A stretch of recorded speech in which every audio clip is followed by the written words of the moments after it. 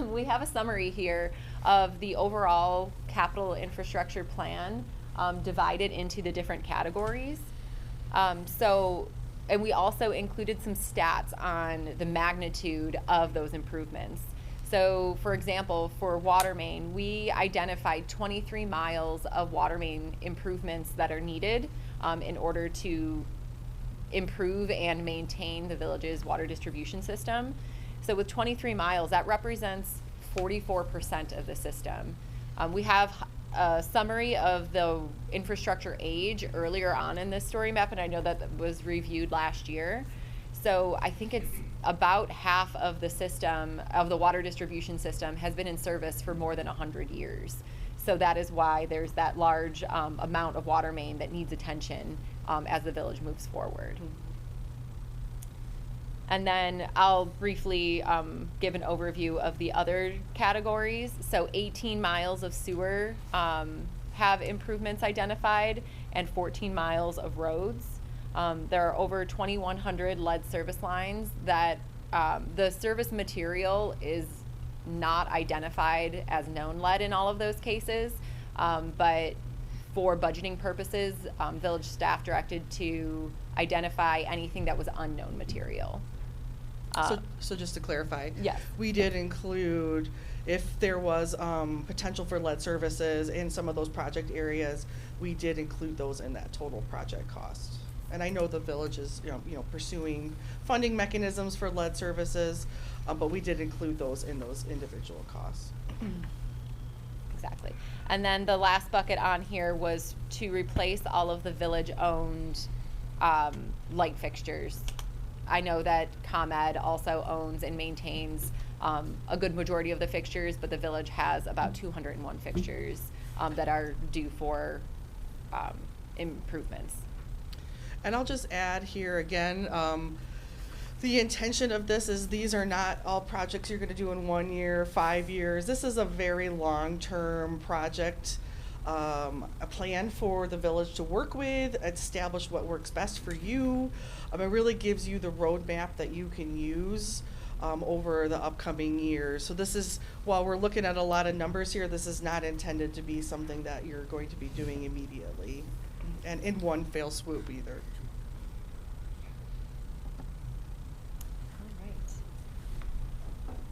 So as Carolyn said, this is, a long-term plan. These costs are developed in, present day dollars, and they include, contingencies for unknown conditions that you might find during design, and also an allowance for engineering and bidding assistance and permitting and all of those, the fun aspects of construction.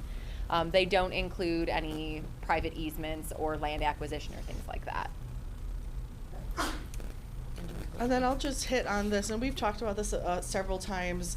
Part of this overall capital analysis was taking a look at village-owned buildings and what recommendations might be needed for long-term improvements. We worked with Williams Architects, who came through, did a walkthrough, and worked with village staff on some recommendations. So anybody you can go ahead and click on a building.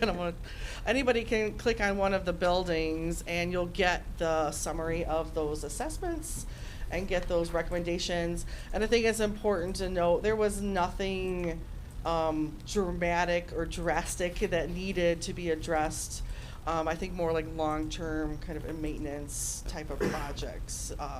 So we have the small table here on the left in the actual map that does the summary of those total estimated improvements. And again, the intention is that the village can now utilize those recommendation documents to start merging in some of those recommendations with improvements in your facilities. I think so. Yep. So that's kind of a quick recap of where we are now versus in November. Again, giving you this tool that you can continue to use, and we'd love to answer any questions that you might have.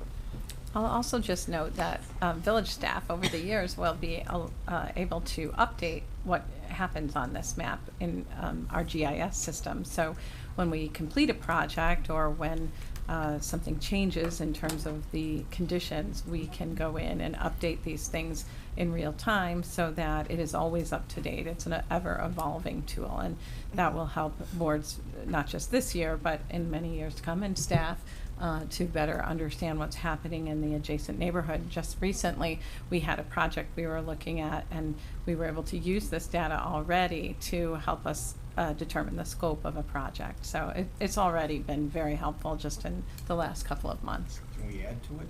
Yes, we can add to it and change things and change conditions. So as things are accomplished, we can fix those, or if we see something failing more rapidly, we can update its condition. Mm-hmm.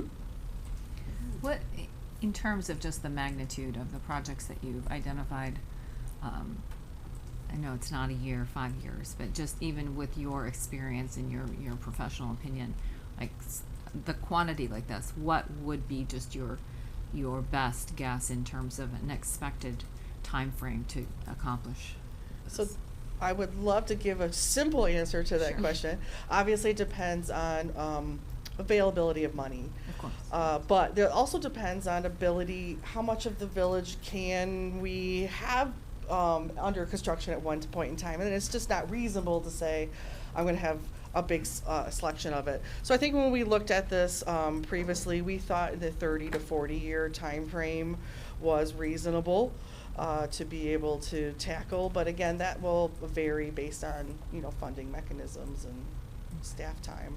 And then toward that end, the costs as estimated in here, as you mentioned, are the present day costs. Yes, So they yes. don't model out Right. the future value of those potential projects. And we did that intentionally because we know that village staff is planning to take this, use this, make some decisions. And we didn't want to put anybody in a bucket of, oh, we've got this project for 2027. We know we need to have that flexibility to be able to adjust based on, like, if you do see some increased needs in a different area. Yeah, fantastic. Mhm. Now, this really is, and I've said it before, but I just really applaud the work and the tool that this has created. It's not quite really a plan, it's an inventory and data that we have now at our disposal to make our plans. Absolutely. Yeah. So with the village staff input and the board working together, and then of course, looking at what are our funding mechanisms and our overall spending tolerance for this, what can we achieve in what kind of time frame, but having this tool like this, for all of us and then for every resident to just be able to, again, I think I said before, I can't wait to go in and put my own address in, just because I wanna see what it looks like. Yeah. And it's a really, really useful tool. I think that, again, the user interface, I think it looks Thank terrific. you. We appreciate that. And I just wanted to remind everyone that this tool is built in the village's GIS. This isn't something we own. This is yours. This is your data. This is your tool. This is because of the fact that you've been using GIS and so successfully over so many years is why we were able to build it like this. That's great. Any other questions for Carolyn or Lauren? Well, I guess I would just say, I know that residents have said to me they like the road inventory and how they're ranked every year, and they like to go and look at their road. But now this is like, in addition, you can see your water, you can see your sewer, like I hope that residents use this to be informed of what is actually the infrastructure on their street and what's going on. So that's what I'm thinking, this is building on what we had as far as the road inventory, right? Okay. Yeah. I think it's great. Yeah, great point. And thanks for the stats too on the 18 miles of sewer, Yeah, you're welcome. 14 miles There's a of lot. roads, et cetera. And to underscore the point too with the water mains, that we have over half of it's more than 100 years old, so. It's done a good job for the village. Yeah. Yes, it did its job. Apparently 100 years is about Yes, it. yes. So. Okay. Well, with that, we look forward to having that up on the website and useful to our residents, and now our hard work begins. So, thank you for yours. Very much. Thank you. Thank you. Appreciate it. Thank you. Rudolph, I'd just like to say it is up on the website already. Okay. So residents at home, and anyone here, if you want to go home and check it out, it's wsprings.com/capital plan. It's the first link on the top. There's some other stuff on there, like very informational video, on the village's existing infrastructure and the plan, a timeline of this whole project. A lot of info on there, but the actual plan link is live as of today. Great, thank you very much. All right, let's move on then to our next part of our agenda. Again, thank you very much. And we'll begin with the Properties and Rec Committee. Trustee Avakian. A couple things that I want to bring to everyone's consideration. First of all, just an amendment in a code to Title 8 with Public Ways and Property. The ordinance amending Title 8, Chapter 2, which is about the sidewalks and driveways, Section 828, which is about driveway aprons, subsection 828B1. Basically, over the years, we've had a lot of increased, I guess, requests for people to heat their driveways or do work on the aprons of their driveways, so in between the sidewalk and the thing. So we're making an amendment to have some better verbiage to govern those requests. Do I just go through all of them, or are we doing them one at a time? Okay. Yeah. Also, I wanted to talk about an amendment to the sidewalk installation policy. Our current policy was approved in 2006 by the Board of Trustees via a resolution number 061933. And it did not give the village the ability to implement any new sidewalk without resident financial participation. What this new amendment is kind of doing is if there's a project going on and we have funding for it and we can somehow lump together things, that we would actually have the ability to do so. So in this particular one, it's an addition to this It's particular. additional language. Right. Yeah. Okay. Any other questions about that? Okay. Then on to the Forest Hills sidewalk on the east side of Grand Avenue between 51st and 55th Street.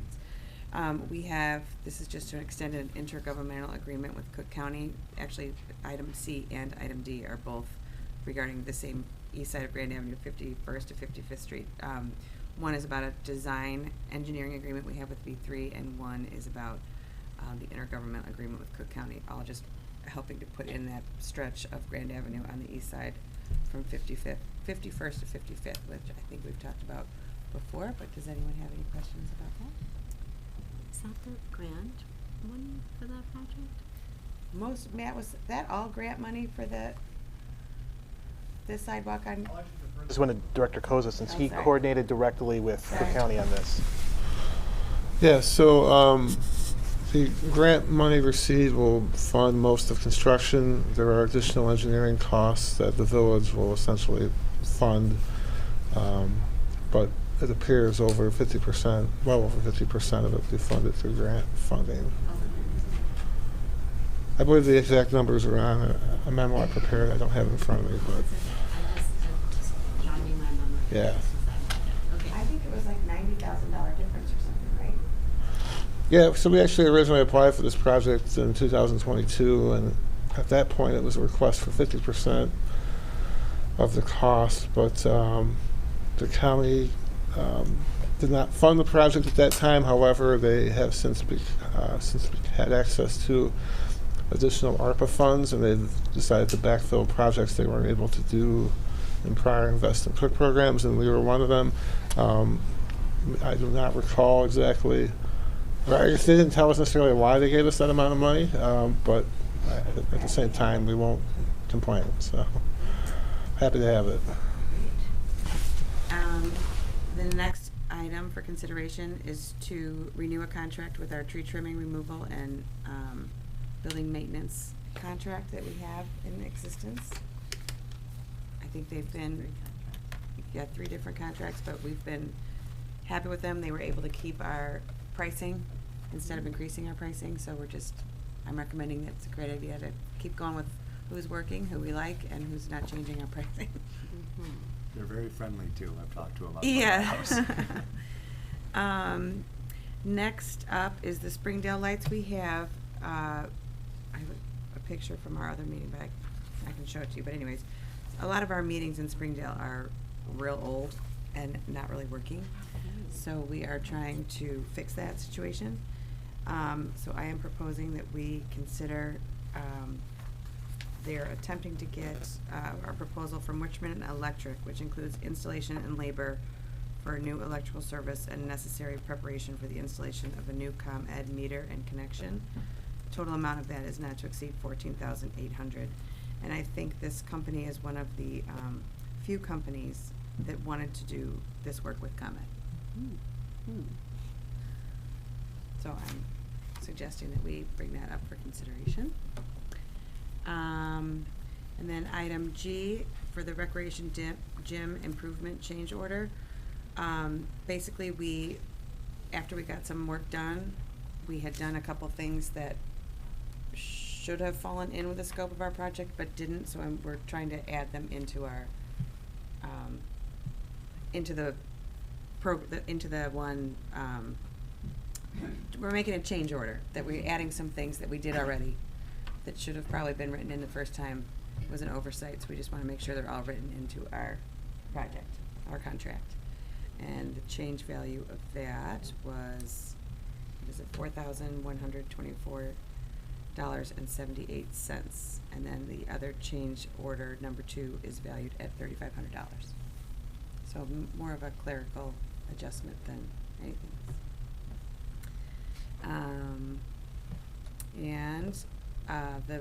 The number H, I'm suggesting that we approve to extend the agreement for the co-sponsorship of the Tower Trot for the Healing Hearts for Ashley.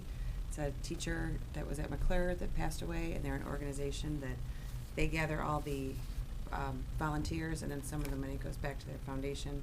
It's been successful. We've had good luck with them. I think it's nice to have her memory still continue to be honored in this village, so I'm suggesting that we re-ante our co-sponsorship with them for the Tower Trot. Very good. They do provide all of the volunteers for that event as well, and work with our staff on the Tower Trot. Any questions on any of those items? A lot there, a lot. Oh, it's all about me today. Someone else's turn. So we'll move those all then to the omnibus at our meeting later this month. Okay, do I need to make a motion for that? No. Okay. All right, thank you very much. All right, Finance Committee, Trustee Chun. Yes, thank you, Madam President. The Finance Committee met last week, and we discussed some I'll just go over what we discussed. Item number A is the ordinance approving and authorizing execution of an economic incentive and tax increment allocation financing development agreement with KLM Development Group for the commercial residential mixed-use development at the 514 Hillgrove Avenue property located within the Downtown North Tax Increment Financing District, and for the appropriation and expenditure of a portion of Downtown North TIF district funds to pay for TIF eligible redevelopment costs related to the development. So the committee discussed this. It's been around in the been in the committees and in various forms, and I'm just going to set the table a little bit to discuss what the application is and the history. And then we can answer any questions from there. So an application has been submitted by the property owner of 514 Hillgrove Avenue for an economic incentive for the construction of a 4-story mixed-use development located within the village's Downtown North Tax Increment Finance District, also known as the TIF District. The village's TIF districts were created pay-as-you-go, meaning that only increment for that parcel used for an economic incentive agreement. A special tax code is created for the individual property for a reimbursement agreement. The application on tonight's agenda was originally submitted in 2021 with supplemental documents still needed. The application was considered complete in late 2022 after additional information was submitted. During that time, construction began on the building, and the supply chain shortages and recent market conditions began to increase the cost of construction. Application requests an incentive to assist with the TIF eligible costs. That include the public improvements such as sidewalk and curb improvements to comply with the Illinois Americans with Disability Act, public utilities, stormwater management, and parking adjacent to the property BNSF tracks. The village engaged Ryan LLC as consultant to review the application and provide analysis. The analysis from that consultant is included in tonight's agenda packet.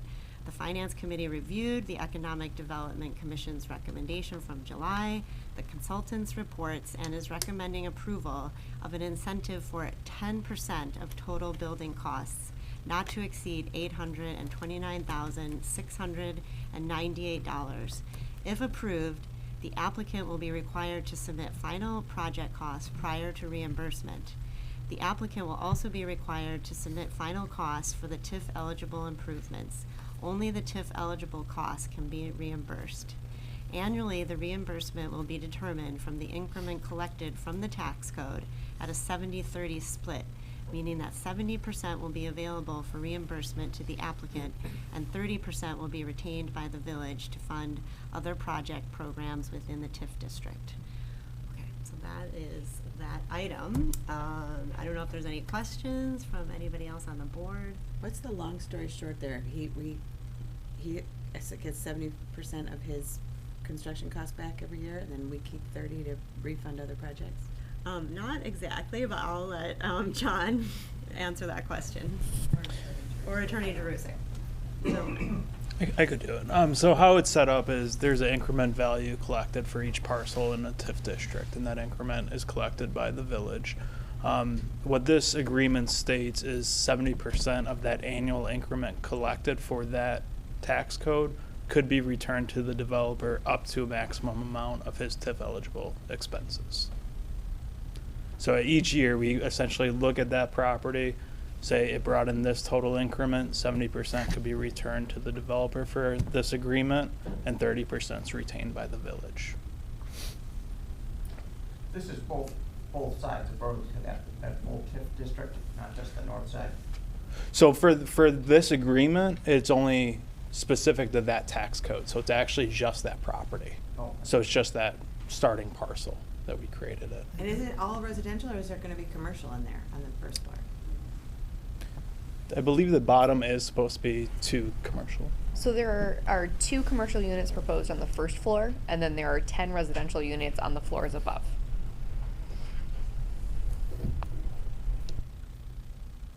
And this agreement does track the same agreement we did with Foxford, which is the TIF across the street on the south side. Has the same type of percentage incentive, 10% of the estimated value of the total construction cost is being provided as a maximum or a cap for the developer to receive, $829,000 roughly. Doesn't mean he'll receive $829,000, but that's the cap on the incentive. That could be payable back to the developer over the life of the agreement, which is a 12-year agreement. It's substantially shorter than the Foxford agreement, which lasts the length of the life of the TIF. So this agreement's a little more compressed than that agreement. I think it's also important to note that, as Trustee Chen indicated, we had a timeline. That this agreement, it's had maybe a little longer path than normal, and that's because the developer filed back in 2001 for not only a TIF incentive, but the development application was filed in 2001 for a 10-unit building, so 2 commercial, 8 residential on top. 2001 or 21? I'm sorry, 2021, I'm sorry, Okay. 2021, whoops, yeah, that was a long time ago. We didn't have Yeah, so 2021 developer files, 2021 received zoning approval, received general approval from the village. The village board was supportive of not only the zoning, the project, but also the TIF incentive. The concept of a TIF incentive that was gonna be comparable to what, on a percentage basis on what Foxford received. 2022 comes back around, developer repetitions for a couple additional units to be built as part of the project. So 2022 comes, zoning hearing, again, incentive was discussed generally as part of that. Board is supportive of the project, supportive of some type of TIF incentive, and supportive of the zoning that was ultimately approved. 2023 comes around, and we have an economic Development Commission meeting in July of 2023, where the incentive was dealt with separate from the project. That incentive was now kind of more mature at that time. It was now time to discuss that, and here we are in early 2024 approving, or at least the board's being asked to approve the agreement. We've had multiple, even though the process has been a little longer than anticipated, we've had multiple public hearings, both at the village board, trustee committees, Economic Development Commission, on both the project and the incentive as it's kind of meandered its way to this point. So it has taken maybe a little longer than anticipated, but we are here today, and there has been, I think, quite a bit of transparency throughout the process, since the filing in 2021 through today, regarding both the project, the incentive that was anticipated to be provided, and again, the incentive was always pegged to be comparable to what was provided at Foxford south of the tracks. Thanks, Mike. Any other questions?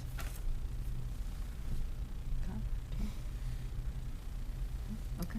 Okay, yeah, so the Finance Committee recommends approval, and I guess will be placed on the omnibus for the full board to consider. Okay, and relatedly, to see what the reimbursement looks like, item number B, Foxford TIF reimbursement request. I'm just going to read about this because I think it's really interesting and it shows how this works. This is going to be a reimbursement to a Foxford developer. So in accordance with resolution number 20-2557, the village has prepared the sixth disbursement and transfer of tax increment financing funds to Hawthorne 45 LLC, formerly known as Foxford Station LLC. The amount to be distributed was calculated by applying 70% to the TIF collections of the 2022 tax levy received year to date from tax code 21278. An excerpt of a collection spreadsheet was provided by Cook County and lists which parcels have paid and the related calculated increment.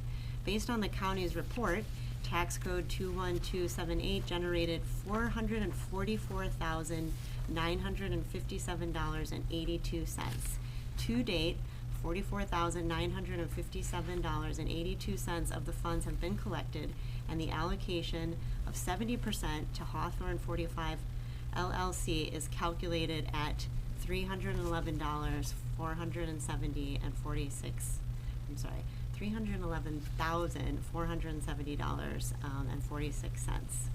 And relatedly, to facilitate the disbursement, a budget amendment is needed in the Downtown South TIF Fund, and we are requesting a budget amendment in the amount of $111,471.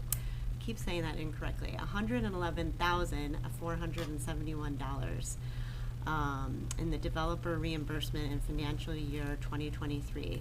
The original 2023 budget for this line item is $200,000. There's a lot of confusion about when they developed the budget, and they were still anticipating reports from the 2021 tax collection, which had a significant increase from prior years. Okay, so that is the request for the budget amendment related to fulfilling the disbursement to the Foxford TIF. And are these TIF funds filled by money from the commercial or the residential portions of the building? Taxes that are collected on the property. Okay. So, And that's the code, that's what John was saying. That's a the tax. code. Each time we do a TIF project, the PIN numbers, the property index numbers that relate to the project are coded by Cook County, and then the monies, the increment that's generated. It's not a special tax on the property Right. owner or the people. It's just Increment taking over what's- the increment over what the base EAV was before the building was built. That gets poured into a fund, and then that fund is used to pay out the incentive. Gotcha.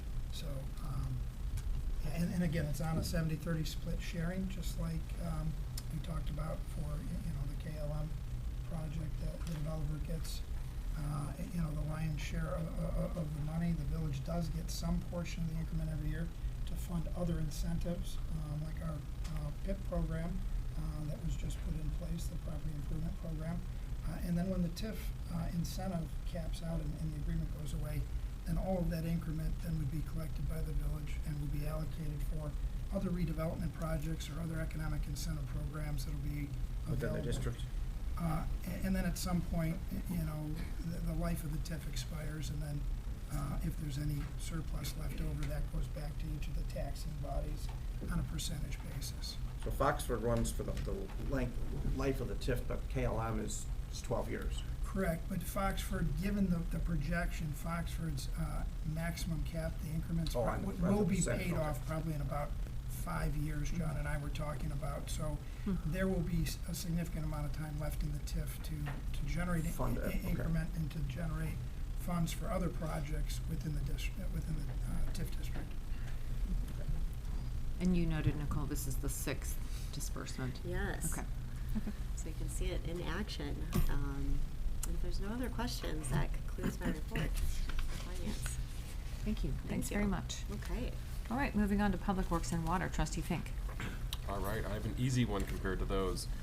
Public Works is recommending renewing the 2024 contract with televising national power routing not to exceed $105,000. So this is for sewer televising and cleaning services. So this is not going to bid because it's a renewal, but with that we get the 2022 prices. And Director Supert has an update on a water main break.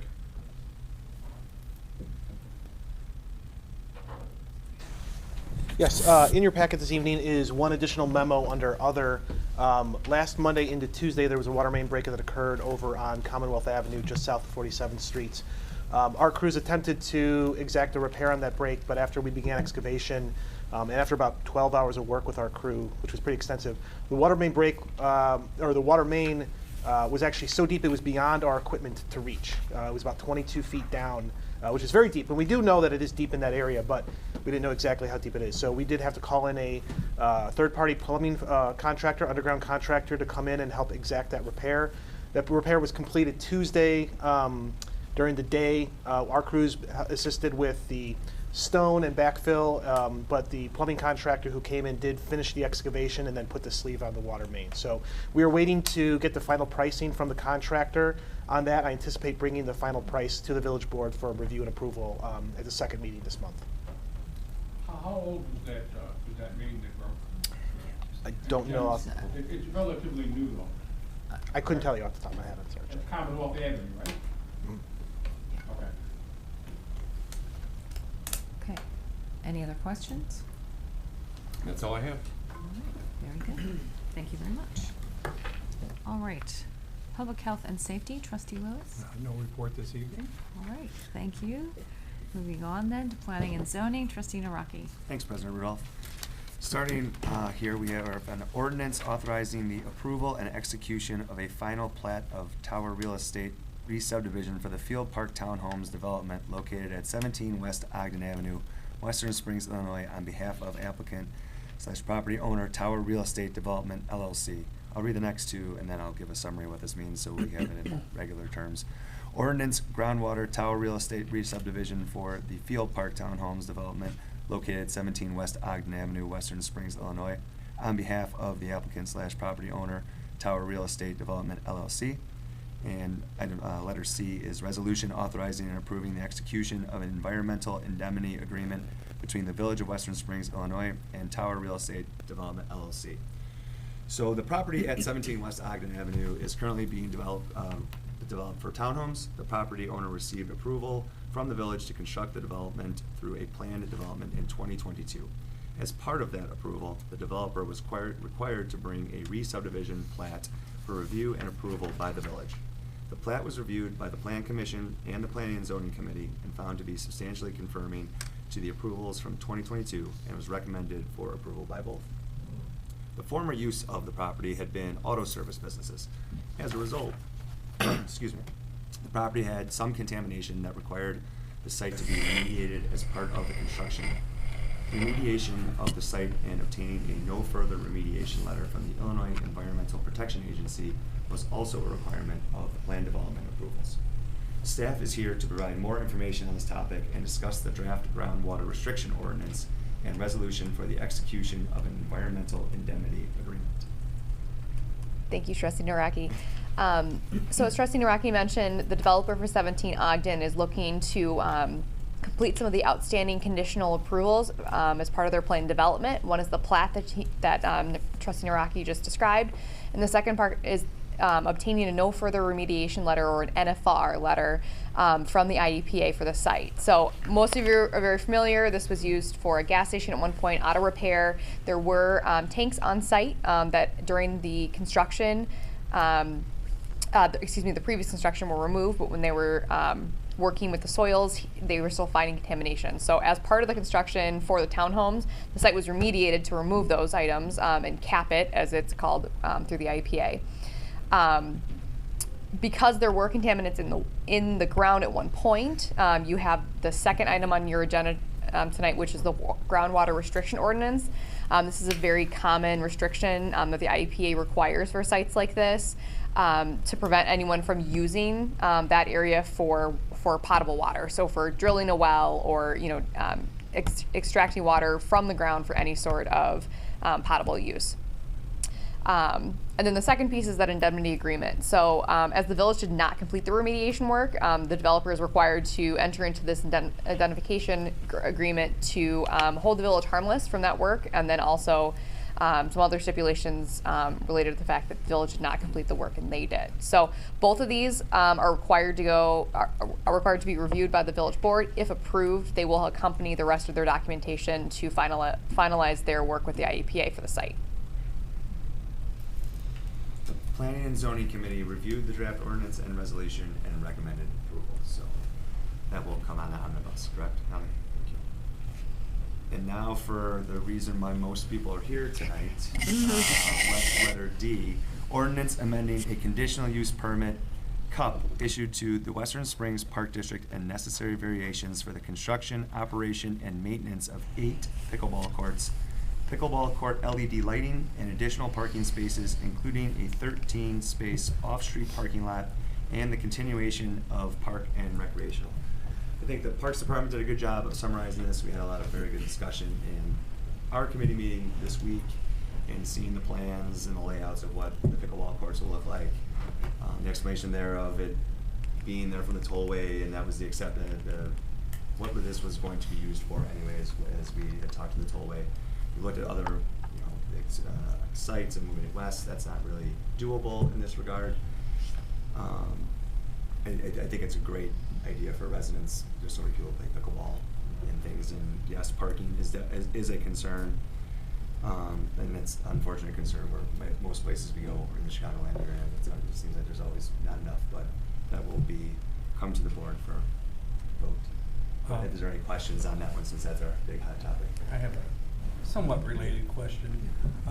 Will there still be pickleball courts in Northeast Park after the Spring Rock? Yes. Yes. Okay. Anybody else have any questions on that? Okay. I appreciate the parking concerns as a nearby resident myself, but I mean, it's a great park. It's a tremendous asset, I think, to the community. We want it to continue to be used. I appreciate all the different uses that we have there. I think parking will just be something we always have to contend with. These And- people are putting big time skin in the game. I mean, $522,000 for really something that's the public can use. Yeah. And I don't know how you work it out with signing up for courts, but I imagine average people like me can just come out there and give it a try. So it's, I understand the parking is gonna be a problem. We did discuss that at length in our committee, but it's just gonna have to be a working project with the parking. Is it gonna be like the tennis program, you just get a little chip or whatever for your, no, sign up for a league type of thing? Or you just go show up? You just show up. for the Yeah, we talked about courts, that right? too, but it's And not really feasible with people coming and going so much at that time. I will note, we also have upcoming meeting of the Transportation and Safety Commission, where they will be looking to codify the no parking on one side of the street on Central Avenue, as was planned back when that project was approved by the board. So that should assist the neighborhood in terms of being able to have people moving through the Central Avenue corridor in an unobstructed way. In addition, I think we keep going back to the west underpass being a considerable benefit to any of our parking issues there. It just gives us a nice outlet. People need to learn about it if they're not familiar with it when they're first coming to the new pickleball courts. That'll probably take maybe some signage and direction for people to be aware of that. But that really creates a great additional means of entry into the park, and I think that'll help alleviate it. But we'll And then see. bike racks are genius. I Yeah, think bike. it's a great idea, I those love bike it. racks. I mean, get your warm up in on your way into. Yep, I love Play it. your I think game. it's awesome. Yeah. Parking Again. is a real issue at Northeast Park at the time. There's neighbors, 10 feet from the courts at Northeast Park, so the noise and the parking has been an issue there. Maybe this will relieve some of those. Can't be much different than the baseballs we hear. I mean, I'm a block away. You know what I It's mean? pretty- Like that- it's- I know it's loud. I like playing it. I think it's super fun, but I don't know. I think it'll be fun for everybody. Again, I think the park is a tremendous asset to the community, and this is just another way to have our community benefit from the parks and the land and the assets that we have here. So, again, personally a little bit worried about the parking and the noise given my own proximity, but I think it's a terrific project, and I'm happy to see that we're at this point. So. I agree. So procedurally, this moves to the So omnibus moving on to in 2 omnibus. weeks. Yes. Yes. Assuming we don't have any dissension amongst ourselves. Correct, Okay. right, yeah, Yes. this would move to the omnibus to be approved in 2 weeks. I have one more other item Okay. on there, which is trustee Avakian was talking earlier about the Title VIII public ways and property amendments permitted private improvements within public rights of way. And with her update in her report, this information was also presented to the Planning and Zoning Committee for discussion, as the amendments have interdepartmental impacts, and the committee was in support of those amendments. And that concludes my report. Great, thank you very much. Okay, finally, general government, trustee Terrell. Thank you, Madam President. I have housekeeping matters. The first 2 are of interest. They are good news. They concern the new restaurants that we are getting in our downtown. The first order of business is a request from Chef Paul Virant for a DBA, doing business as a change for Virant Restaurants in the V Restaurant, which was at 4471 Lawn. It's now moving to 909 Burlington. In addition to the name and address change, Chef Virant is seeking the Class B, G, and H licenses, which he had at the Lawn Avenue V location, to be issued at his 909 Burlington restaurant, as well as a temporary use permit for outdoor liquor cafe for the new location. In exchange, the second order of business, so to speak, is a request by Ella's Italian Pub for the Lawn location. They are seeking Class B and H liquor licenses for their proposal at the 4471 Lawn location, which was the former site of V. At that location will be Ella's Italian Pub. They are also requesting a temporary use permit for an outdoor liquor cafe and a license agreement for a temporary use of the sidewalk right away, just like V had. They'll have an outdoor cafe there. They are the Class B license, which they're seeking, includes the sale of alcohol beverages in a full-service restaurant for on-site consumption. The Class H license allows the sale and consumption of alcoholic beverages within a village-licensed outdoor liquor cafe. Both of these things are good news. It was great to think about the V Restaurant on Lawn, which was if any of you have been there, really was a wonderful place. And now we'll be continuing on as Petite V in Burlington, where Hashtags used to be, and we're also filling the Lawn location with Ella's Italian Pub, which a lot of us are familiar with. So I thank development for getting these things in place. We can look forward to those, I think, later on this summer. We have our Ella's representative. Oh, yes. Yeah, oh, there you are. Yep. March, right? March 12th is the date. If we can move this liquor license forward. Start date. I mean, it's looking good. The restaurant's actually receiving its full furniture package and finishing touches this week. Okay. Awesome. We close to our training and stocking and development mode, and public, we hope on March 12th. Thank you, looking forward to that. Those will be on the omnibus in 2 weeks. Then my last order of business is even further housekeeping. It concerns the Open Meetings Act. Under the Open Meetings Act, we must determine on advice of council approval of the content and release of certain closed meeting minutes of the regular and special meetings and workshop meetings of the board. As you're aware, certain meetings, including involuntary litigation, real estate purchases, employment contracts, and particular employment matters such as discipline, can by law be kept closed to the public.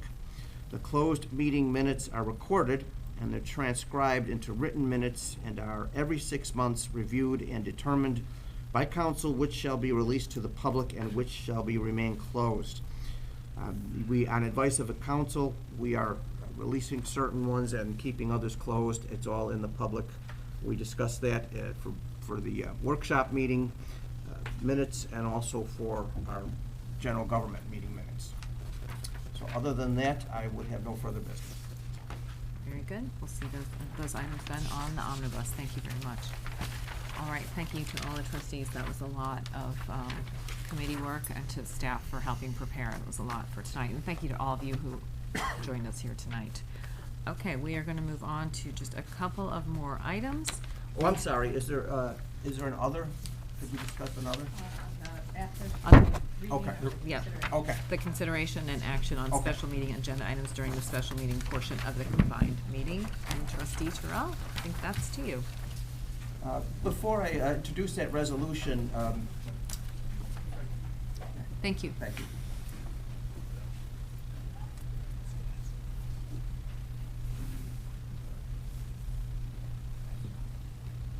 Would there be any discussion? Tony, did you? I'm happy to provide background. Okay, all right, thank you. So the first item is an item related to the news that we received that Director Tony Budzikowski will be retiring next month. So congratulations to Tony. We're very happy for him, but certainly we will feel the loss of his leadership as well as his many years of experience and expertise in this subject matter. So the item before you is the appointment of Heather Vallone, who is our Assistant Director of Community Development, to be promoted to the Director role. And as we previously discussed, I'm making that recommendation to the board and seeking your approval. Her effective date would depend on Tony's retirement date, and at this time we're looking for March 15th, 2024 as a potential swearing-in date for Heather Vallone. So thank you to Heather. She's done a great job as the Assistant Director. She has a very long career already as in community development, economic development. She's had quite a few big projects in her short time with the Village of Western Springs, and certainly we're thrilled to have someone of her level of expertise waiting in the wings, and I think she'll be a wonderful addition to the leadership staff here at the Village of Western Springs. Okay, thank you very much, Ellen. And that would be my resolution, number 24-2777, approving the appointment of Heather Vallone as Director of Community Development for the Village of Western Springs, effective March 15th, 2024, in accordance with Section 1-8-3, that's appointive officers of the Western Springs Village Code. That'd be my motion. I'll second that motion. Very good. Thank you. Any other questions? Very good. May we have a roll call vote, please? Yes, President Rudolph. Trustee Avakian. Aye. Trustee Chen. Aye. Trustee Fink. Aye. Trustee Lewis. Aye. Trustee Naraki. Aye. Trustee Terrell. Aye. Motion carries. Very good. Thank you. Congratulations. Congratulations.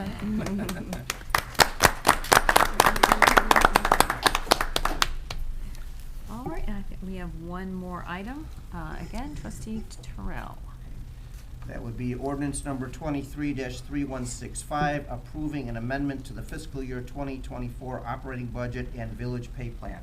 Is there any discussion on this, or have we gone through this? I can just give a pretty thoroughly? brief background. Okay. The reason we are making an adjustment to the pay plan is so that we can hire a senior planner to work with Director Vallone, and we'd like to get that posted soon, so that maybe we can have someone on board shortly after Director Budzikowski retires.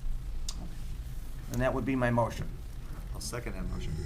Very good. May we have a roll call vote, please? Yes, President Rudolph. Clerk, this requires a supermajority vote, 3/4 of the corporate authority, so the village president does vote on this motion. Excellent.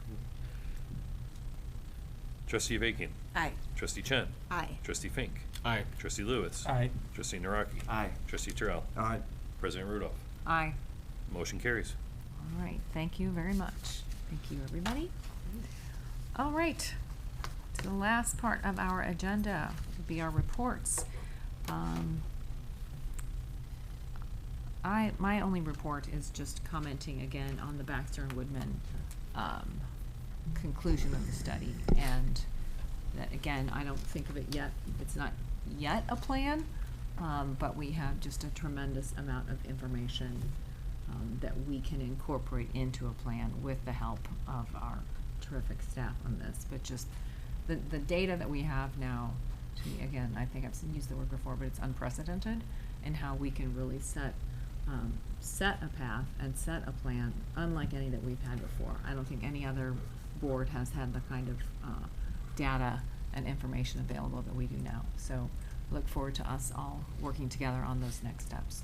So that's all I have for my remarks or report, and I will turn it over to Manager Bear next. I just have one thing. There is information on our website about the property improvement program that we discussed earlier tonight as it relates to the TIF.